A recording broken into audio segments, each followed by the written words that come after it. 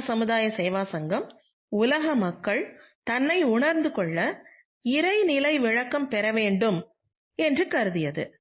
அதற்கான அன்பர்கள் கூடும் தவ நிலையங்களுக்கு தன்னிலை விளக்க மையம் செல்ஃப் ரியலைசேஷன் சென்டர் என்று பெயர் வைக்கப்பட்டது. 1969 கட்டாக் நகரில் உள்ள தெய்வீக வாழ்வு சங்கம் த டிவைன் லைஃப் சொசைட்டி என்ற சமுதாய தொண்டு நிறுவனம் ஏற்பாடு செய்த யோகிகள் மாநாட்டிற்கு வேதாத்ரி மகரிஷி அவர்களை அழைத்தது.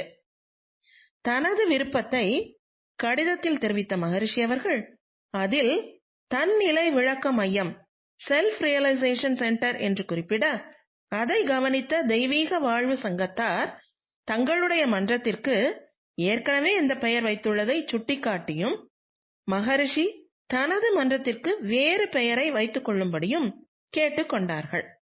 அவர்களது வேண்டுகோளுக்கு இணங்கி மகரிஷி அவர்கள் மெய் விளக்க தவ மன்றம் என்று பெயர் மாற்றம் செய்தார்கள்.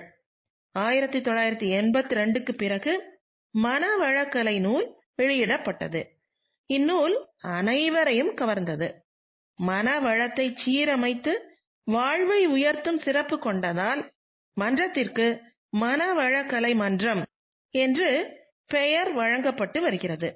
தற்போது தமிழ்நாட்டில் மனவளக்கலை மன்றங்கள் இல்லாத சிறு பெரு நகரங்களே இல்லை என்ற நிலை உருவாகிவிட்டது.